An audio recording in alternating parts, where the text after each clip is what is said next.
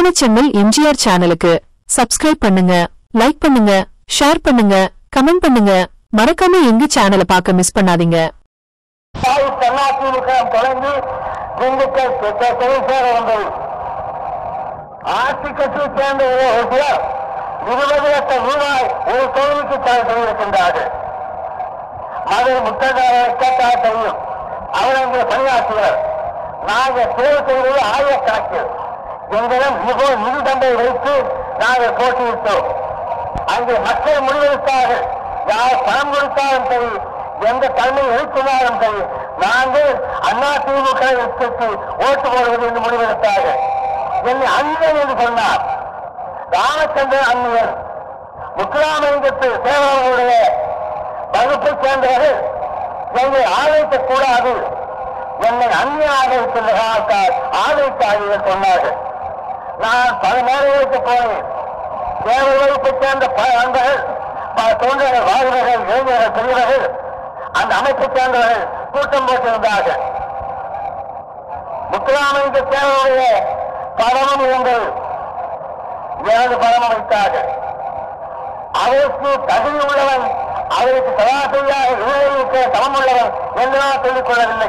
அவர் சொன்னார்கள், அவரை வாரிசாக எம்.ஜி. ராமச்சந்திரன் ஏற்றுக் கொள்கிறோம். சேவை வகுப்பு நண்பர்கள் அந்த மக்கள் சொன்னார்கள்.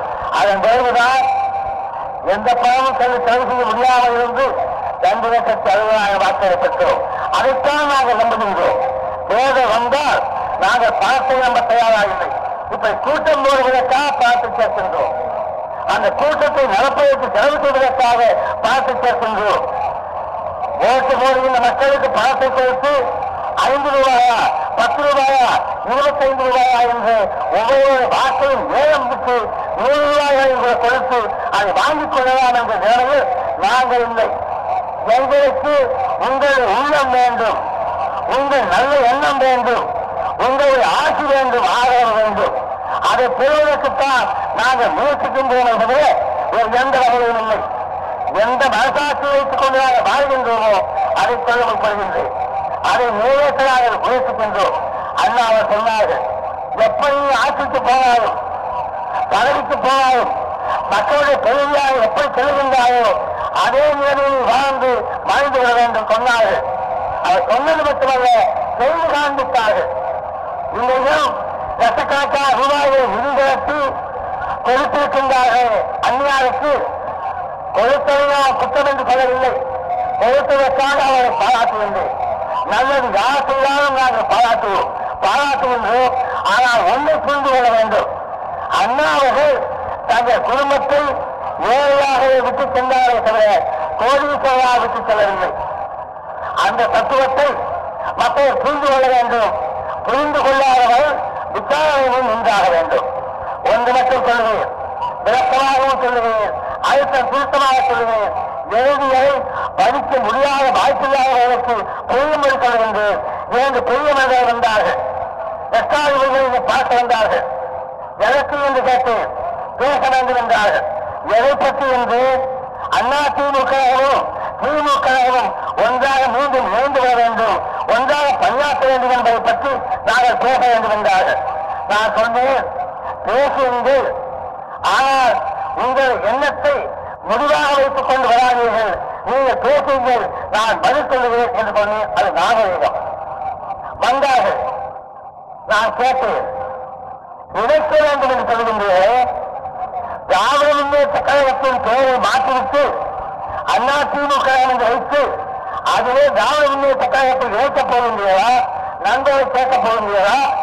அது அதிமுக கலைத்துவிட்டு திராவிட முன்னேற்ற கழகத்தில் நாங்களெல்லாம் மீண்டும் கேட்க வேண்டும் என்று சொல்லுகின்றீர்களா? அவர் சொன்னார்கள், அண்ணாவினால் உருவாக்கப்பட்ட திமுக கழகம். ஆகவே அண்ணாவினால் உருவாக்கப்பட்ட திமுக கழகத்தில் நீங்கள் இணைந்து பணியாற்ற வேண்டும் பாருங்கள் என்றார்கள்.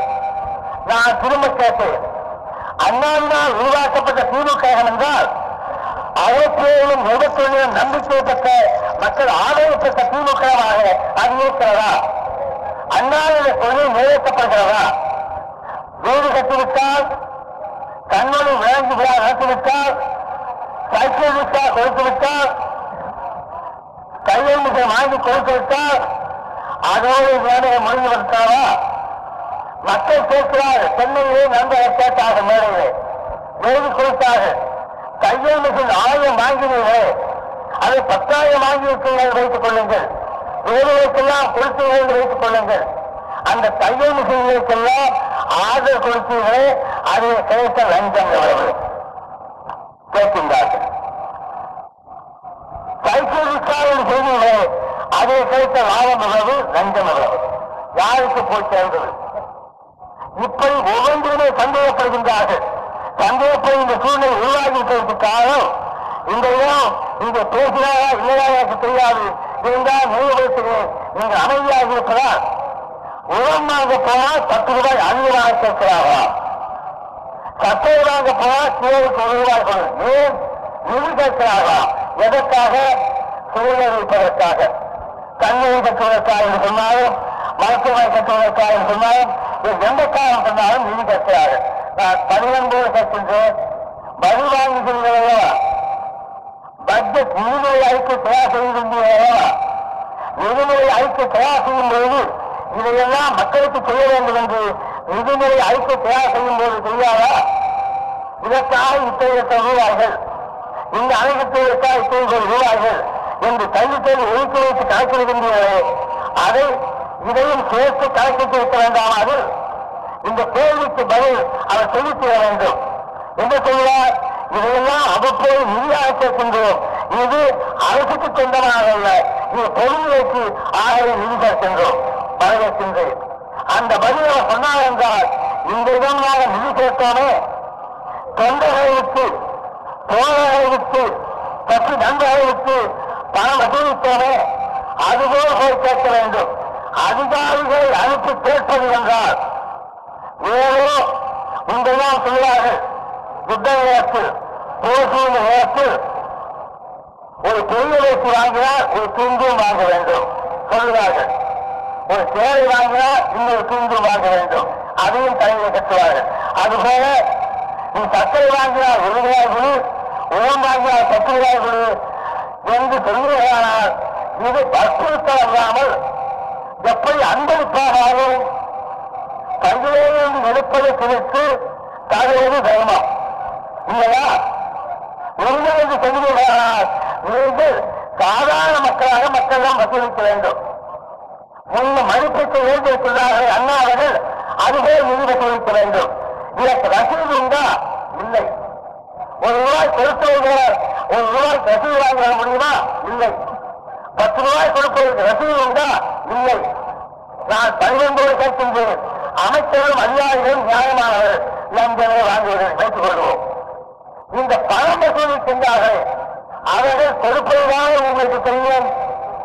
10 பேரும் 10 ரூபாய் வாங்கினார்களா, 5 பேரும் 10 ரூபாய் வாங்கினார்களா என்பதற்கு என்ன கணக்கு?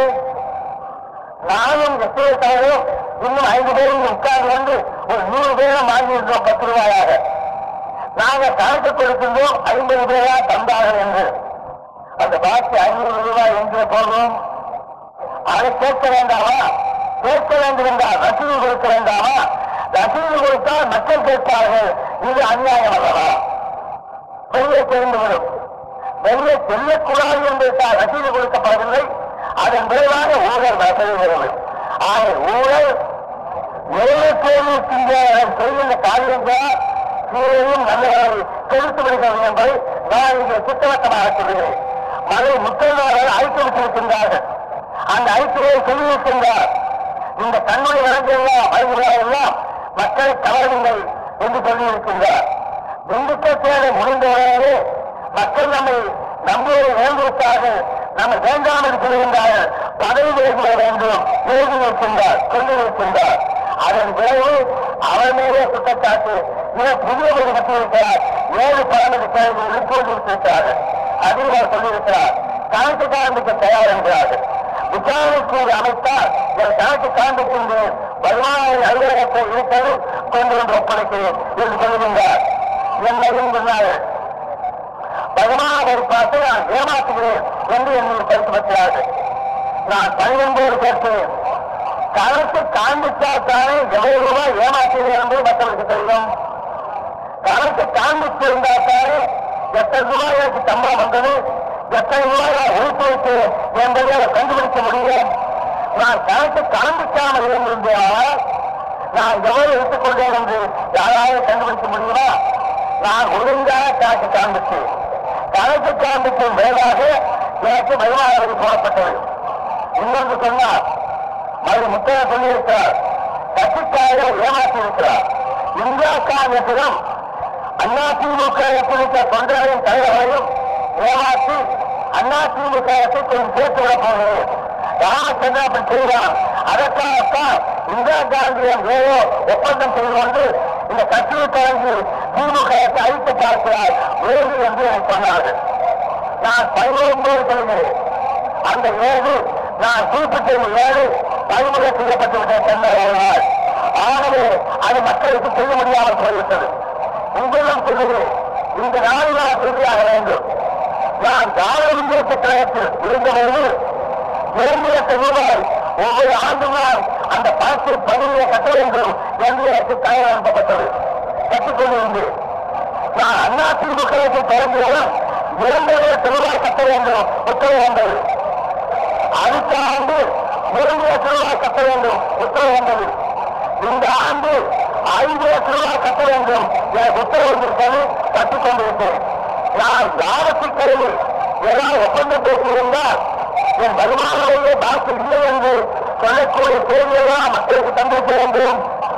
வரி அதிகமாக கட்சி என்று என் நெருக்கடிக்குள்ள ஆட்சியாக இருந்தால் அதை சொல்லுங்க. அரசியலுக்கும் இலக்கும் சம்பந்தமில்லை. நான் இந்திரா காந்தி ஆதரித்து பேசியது இந்திய துறைக்கங்கம் ஒரு சேமான ஆட்சியில் இருக்க வேண்டும். ஜனநாயகம் காப்பாற்றப்பட வேண்டும். அண்ணாவை திரும்ப திரும்ப தெரிவிக்கின்றார்கள்.